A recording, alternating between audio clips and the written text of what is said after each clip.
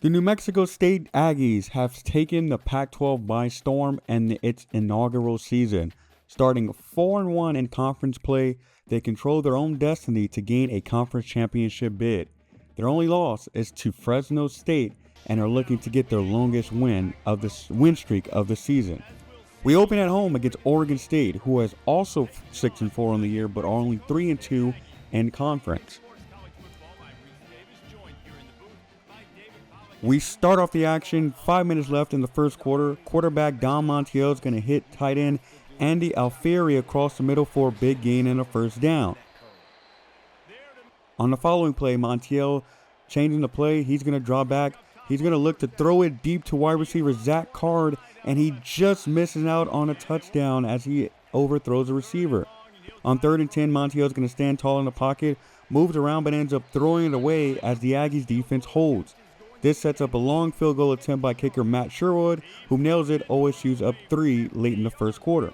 Aggies open their drive, and they're going to look for a screen play to halfback Tripley, who picks up the first down and more as he gets out of bounds at the 34. Later on in the drive, it's 3rd and 13. Marucci's going to hit tight end Talley for 16 yards and a first down. On 2nd and 1, Humphrey's going to take the ball up the middle. He's going to gain first down, makes a move, and he gets tackled down to the 35-yard line. Drive stalls, but the Aggies end up kicking a field goal, and Joya nails it to tie the game at 3. OSU next drive facing a 3rd and 1. Montiel's going to pump fake, and then he's going to look to throw it up deep. He's got David Wells in double coverage, who somehow finds a way to come down with it. Following play, Montiel's going to get great blocking here. Then he's going to find wide receiver number 19, Montrell Hatton, for a touchdown. Aggies defense struggling early as OSU jumps out to a 10-3 lead. Aggies now with a 2-minute drill before half. Marucci's going to draw back. He's going to find Fapel for a first down gain. Following the play, Marucci's going to draw back. He's going to look and find Abita running a whip route there. He's going to pick up the first down and gets all the way across the 50-yard line. Next play, Marucci's going to drop back to pass. Can't find an open receiver. He's going to scramble. He's going to see green. He's going to run up the middle, and he's going to gain 12 yards for a first down. Aggies now in field goal range on a 2nd and 10. He's going to scramble right this time. He's then going to lead a receiver to the end zone. That's right, for a touchdown strike. And the Aggies are going to tie the game late in the first half. Absolute perfect way to run the 2-minute drill there by the offense. Ties the game 10-10 going into the halftime. So we take a look at halftime here. The score is all knotted up, and both teams' passing offense has found early success early on. Both over 150 yards passing and a touchdown apiece.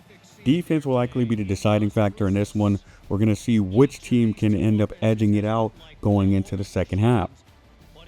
So we start off the third quarter. OSU, they're going to look to try to establish the run as they hand the ball off to David Wakefield. He's going to pick up 11 and a first down. On the following play from the 37-yard line, he's going to get the ball again. He's going to run off the right side this time and gains even more yardage for another first down.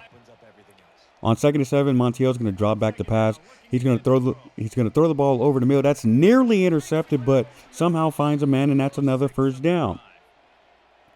On 2nd and 9 now, he's going to look. He's going to find David Wakefield out of the backfield, and he's going to end up gaining the first down yardage. However, the Aggies defense does hold. The Beavers get 3 coming out of half. We skip ahead to the Aggie drive now late in the third quarter. Marucci's going to scramble up the middle. He's taken down from behind, but not before getting the first down yardage. On 3rd and goal, he's going to drop back to pass. Protection holds up, but OSU eventually gets through, but he throws a strike to Abita, who somehow comes down with it. That ball was thrown in a very tight window, and Marucci absolutely drills it. Aggies take the lead. We skip ahead now, 6 minutes left in the fourth quarter. Montiel's going to try to fake the handoff, but ends up getting taken down. That's number 7, sophomore linebacker Corin Johns, who ends up having 3 sacks on the day. This stalls the drive, and OSU is going to kick another long field goal to cut the lead to 1. Aggie drive now trying to run down the clock. They're going to hand the ball up to Soma Grimm. He's going to gain 10 yards up the middle.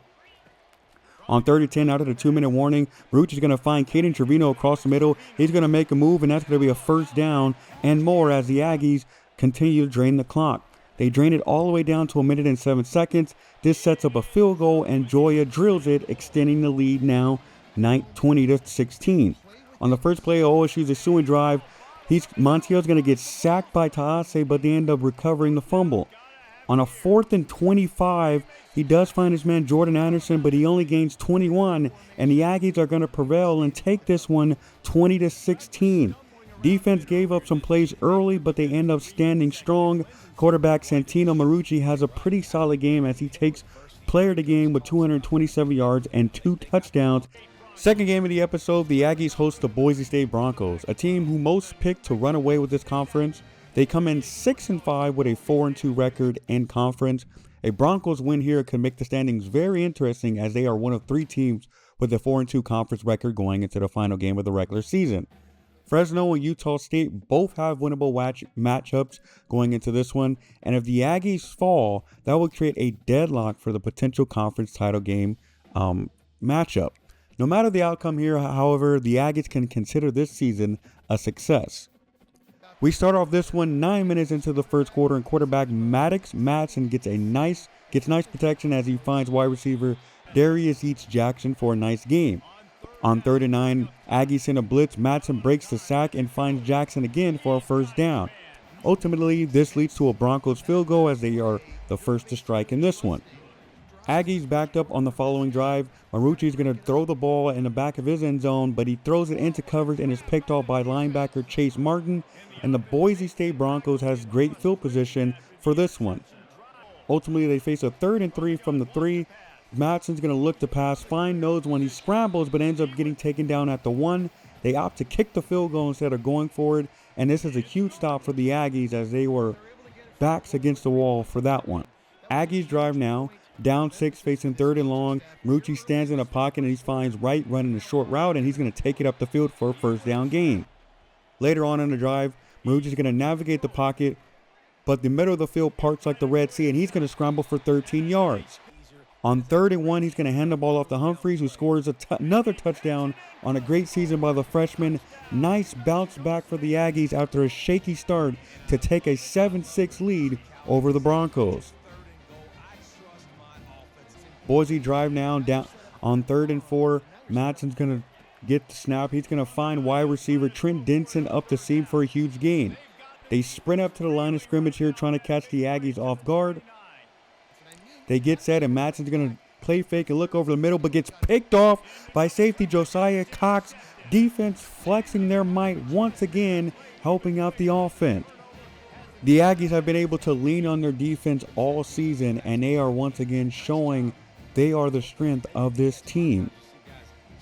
On 3rd and 13 now on the following drive, Marucci's going to find tight end Talley wide open up the seams, picking up 27 yards. Now on the 19-yard line, Marucci's going to drop back, and he's going to find Abeta up the sideline for a touchdown strike. What a pitch and catch there, and the Aggies come back with a touchdown. They force a quick punt, and Marucci's going to start the next drive off with a corner route to Fapel for a nice gain. Later on the drive now, 1st and 10 from the 13, Marucci's going to scramble right. He's then going to find Abeta, who gets the first down yardage into the goal line. Aggies stay it empty here, and Marucci's going to stand in the pocket. He's going to find Fapel on a short touchdown pass, and the Aggies score once again, flipping this game completely after the first couple of drives, 21 unanswered. And as we go into halftime, 21-6, the Aggies wake up and take complete control of the momentum. Almost 200 pass yards for Marucci in the first half.